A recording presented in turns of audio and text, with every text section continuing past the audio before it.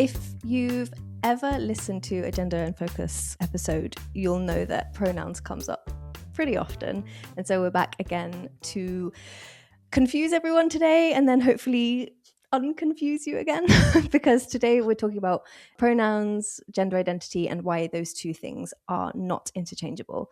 Pronouns and gender identity are often grouped together quite a lot as if they kind of automatically tell you the same information about somebody, but it's actually a little bit more complicated than that. I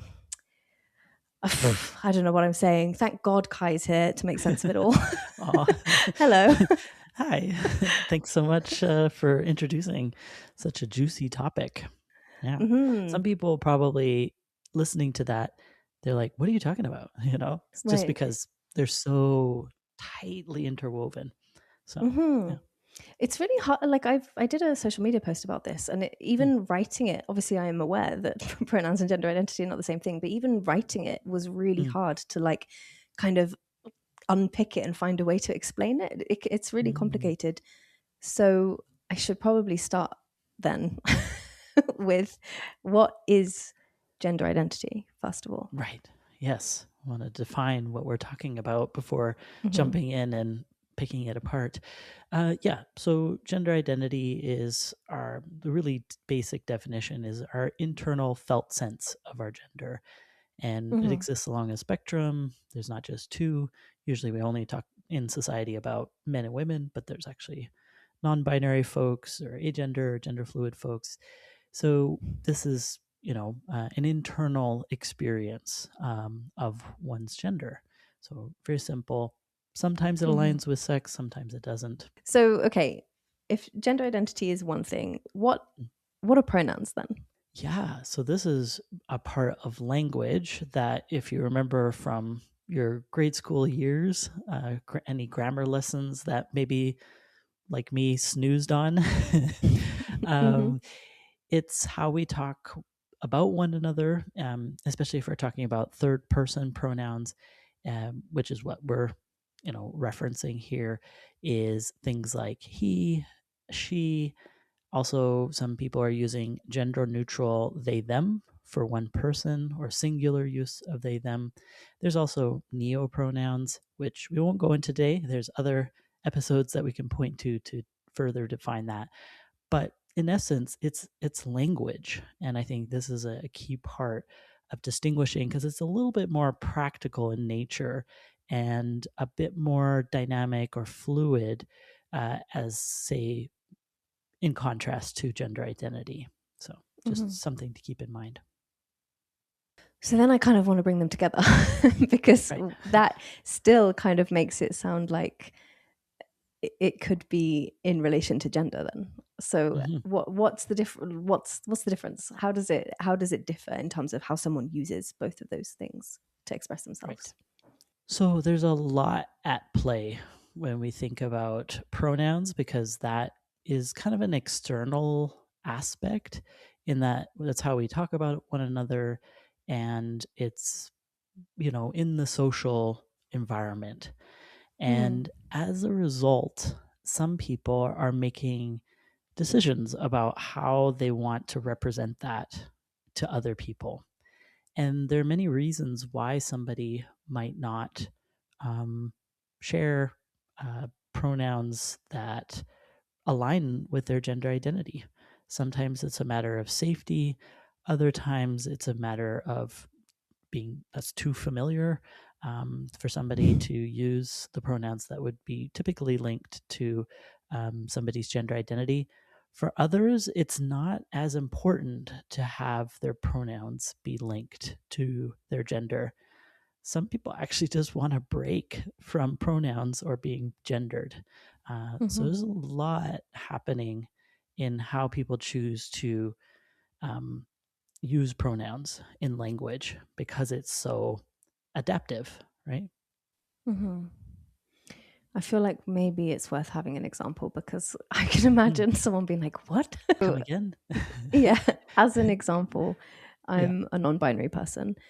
I do go by they, them, but I also go by she, her. And so if you were to just hear she, her being used for me, you would if you were assuming pronouns and gender identity are kind of the same thing, you would assume that I were a woman and not a non-binary person.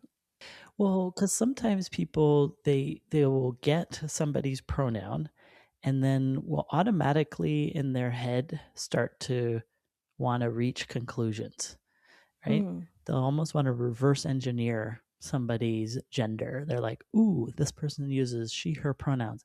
Ergo, therefore, this person is a woman, right? It's just like Mm-hmm. that may be a correct guess for some, but the thing is that sometimes it's incorrect and then Mm-hmm. leads to all kinds of other things that were unanticipated or make things awkward, or then have that person has to correct the person who Mm-hmm. made the incorrect assumption. So it's just like not really helpful to want to try to reverse engineer either way, right? If you have somebody's gender, then automatically concluding their pronouns, or I have their pronouns, therefore I know their gender. Like, I Mm-hmm. think it's just dropping that that tendency or that desire because it doesn't really serve much and can cause more confusion than is necessary. It's so hard though. Like it's not to justify that, but it's like it's really hard when it's like Mhm. embedded in your thinking to just Sure. like, as with so many topics that we've discussed on the podcast, it's so hard to strip away this like learning that we have absorbed Mm. without really even thinking about it. Hmm. Oh, yeah. This is very habit forming in Mm-hmm. ways that are not just difficult for cisgender or non-trans people.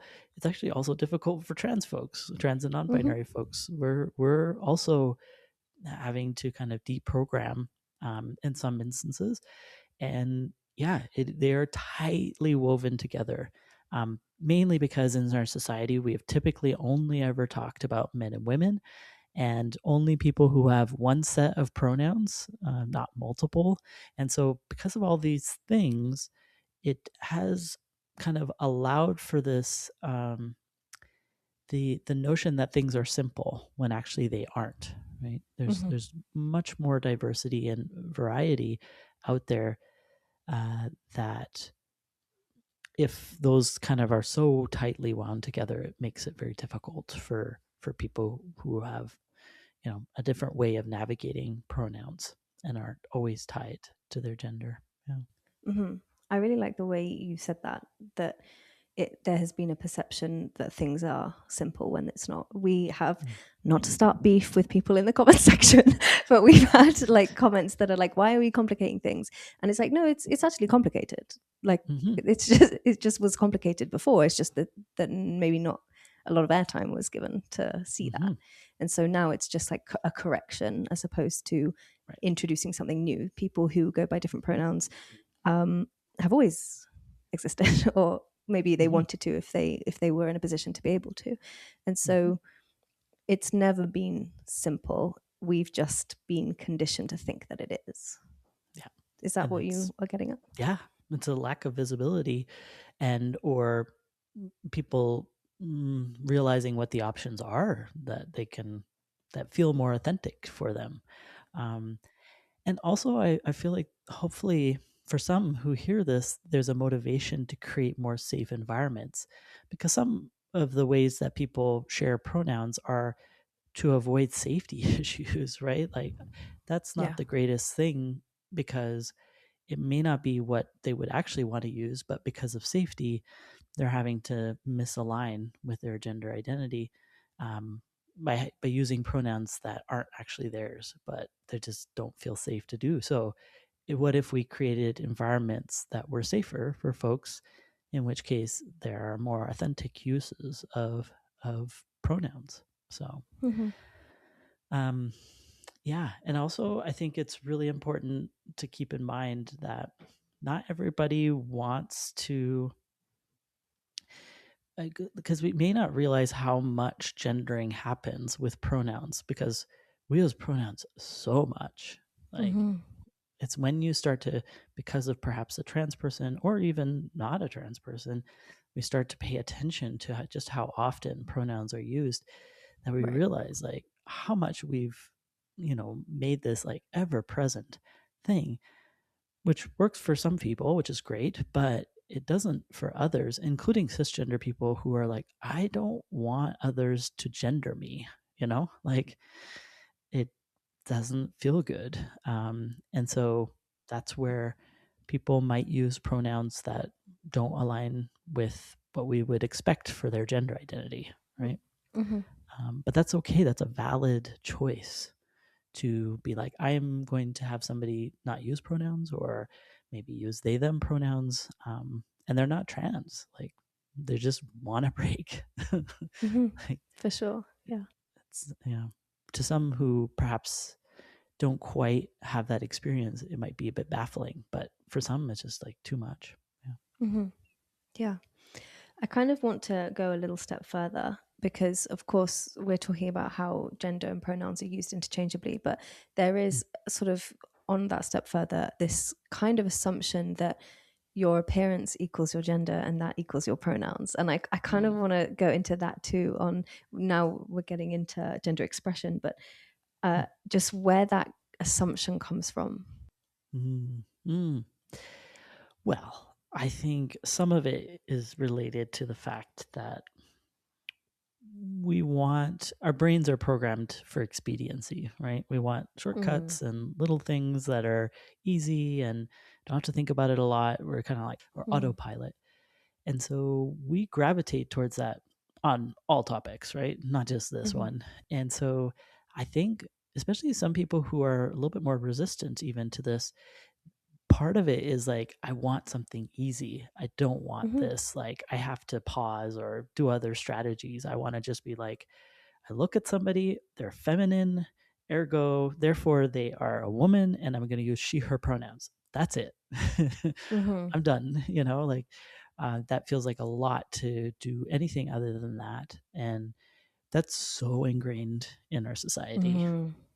Right. Like you were talking about that before, is like, and it's so like quick that we don't even maybe realize we do it until we slow down that frame to be like, how did I get to that with this person I don't know, right? Some stranger on the street. I'm mapping all kinds of things, not just gender, onto this person without actually really knowing at all. And then a step further is we react to them differently too, right? So there's a lot of consequences to that. I kind of then want to go into the need to separate how I perceive someone from what that person has actually told me about themselves.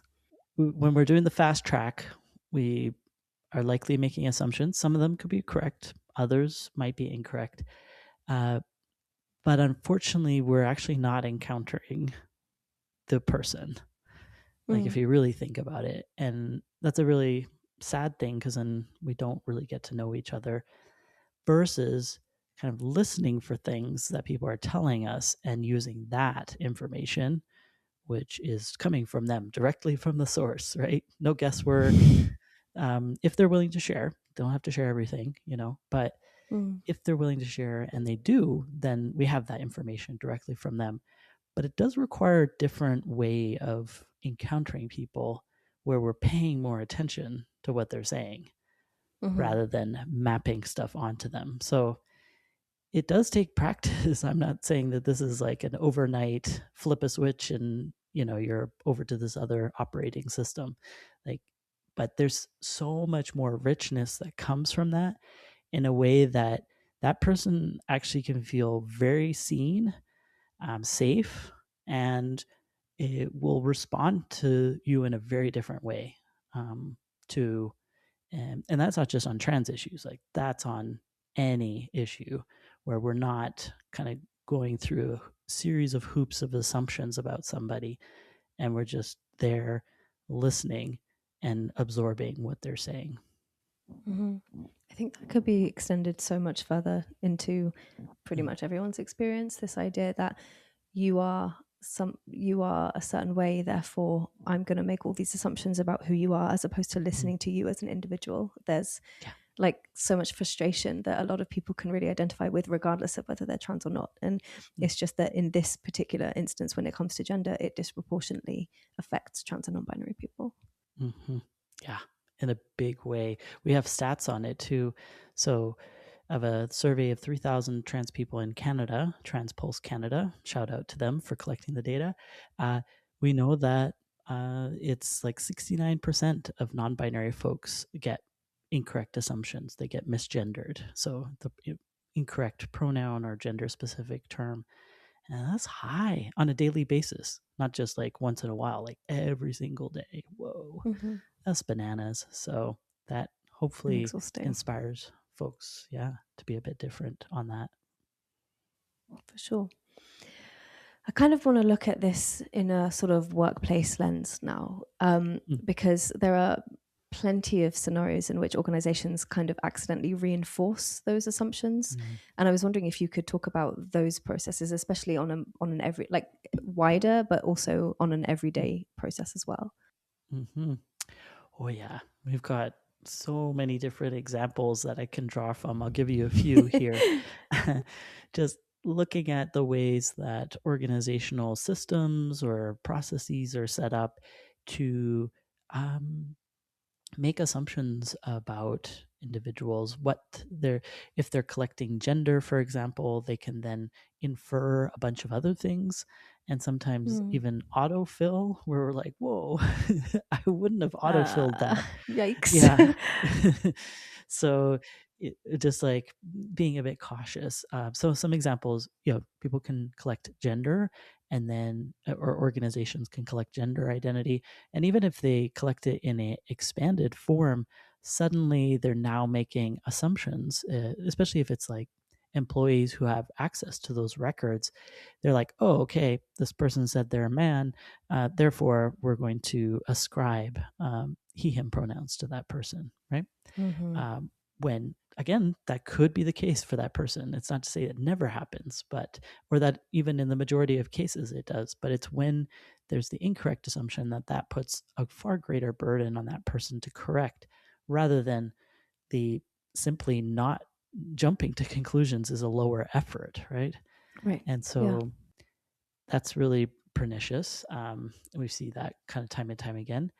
Another one is titles. So Mr., Mm. Ms., Mrs., even if you have the gender neutral option of MX, still people are going, okay, we see that this person has filled out Mrs., and therefore that person uses she, her pronouns. Done, Right. Yeah. on to the next thing. And you're like, whoa. Oh, and it gets a Hmm. bit spicier, where I have seen organizations that didn't collect gender identity data and then just thought they could like use titles to extrapolate gender. So we're like, ay, ay, ay. And Holy. and this is without an MX, and it was a required field. So some people were forced to put the wrong title for themselves. So it's just like a bit of a mess. And so these are ways in which Oh, organizations that's can really also bad. I know, I know. We were like, sorry. Wow, that's really interesting about the repurposing though. Can you Mm. go into that more? Like the idea of repurposing one piece of information and using it to make assumptions about another. Oh yeah, I mean, I get the inclination because it feels efficient, right? We're like, we Hmm. have some information, and leaders are perhaps breathing down somebody's neck to be like, we For need this sure. data, right? For We've sure. got a Yeah. board, we got to make sure its composition is good, right? Balanced. So I get why people kind of grab for, they're like, okay, we got this. Let's, convert that into gender data, you know. And systems allow for simple conversions. I mean, they're not simple because they're not reflective of reality if you For don't sure. ask somebody. But the system can easily be mapped of like Mr., then fill into this next field man. Like Mm. it's really simple to do that, but Hmm. it's incorrect for some people, right? Hmm.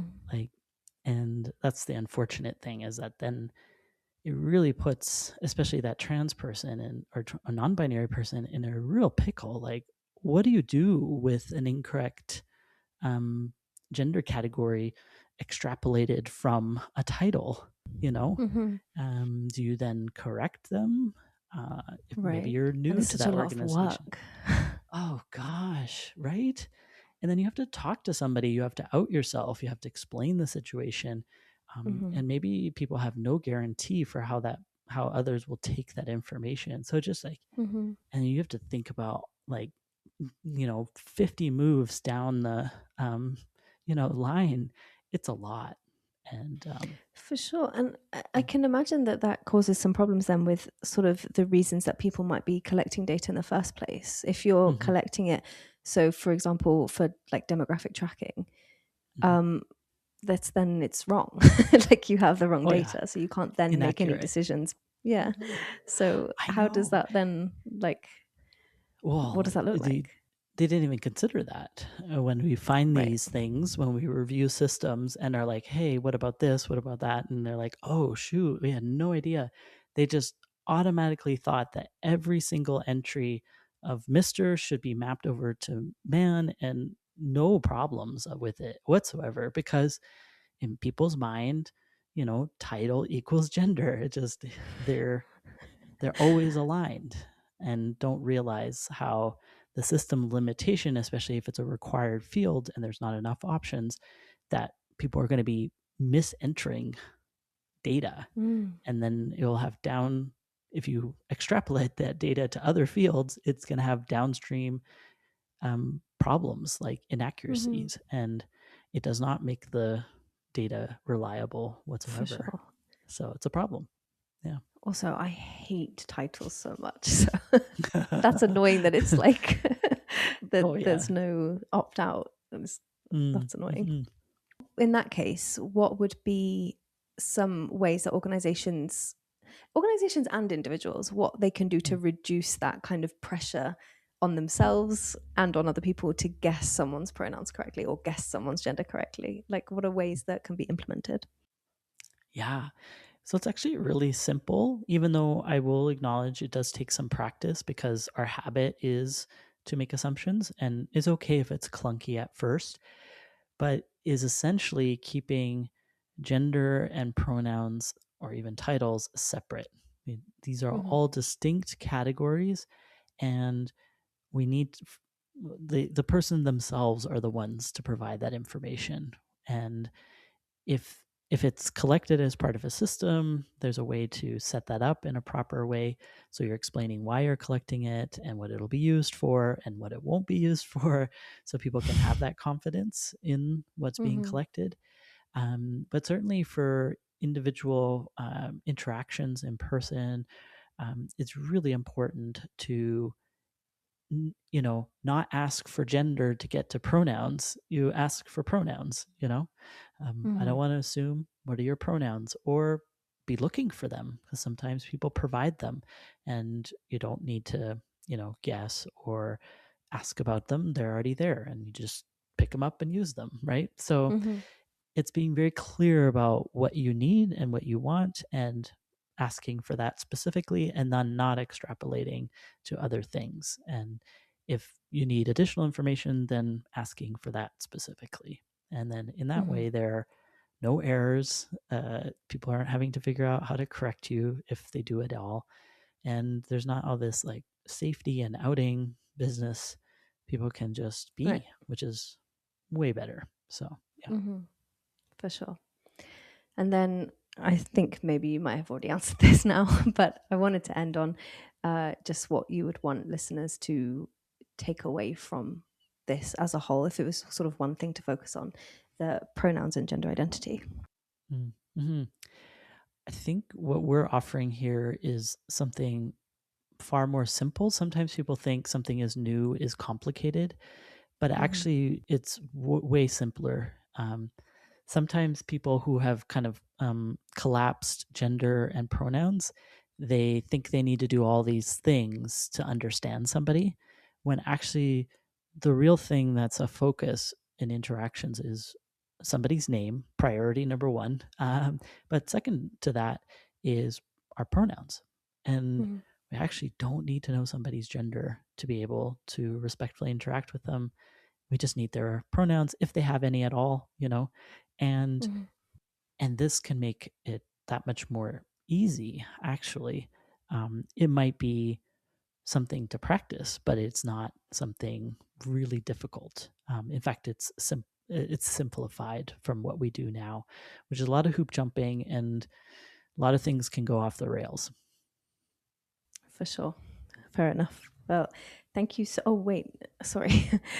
We also have the on-demand courses that I was wondering if you could talk about with regards to this. Yeah. So appreciating that for some, maybe this is an interesting topic, but maybe you want to know a little bit more or go a little bit deeper.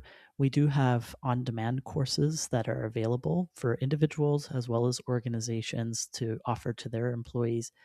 And we go through in more detail about pronouns, and a bit more in terms of how to have respectful interactions. There's mistake recovery, and how to respond to things like jokes or microaggressions, and just really give you a lot more information that hopefully is helpful to being more confident in these types of situations. Amazing. Well, thank you so much, Kai, as always. Yeah. We'll see you next week. Thank you. Okay. Bye for now.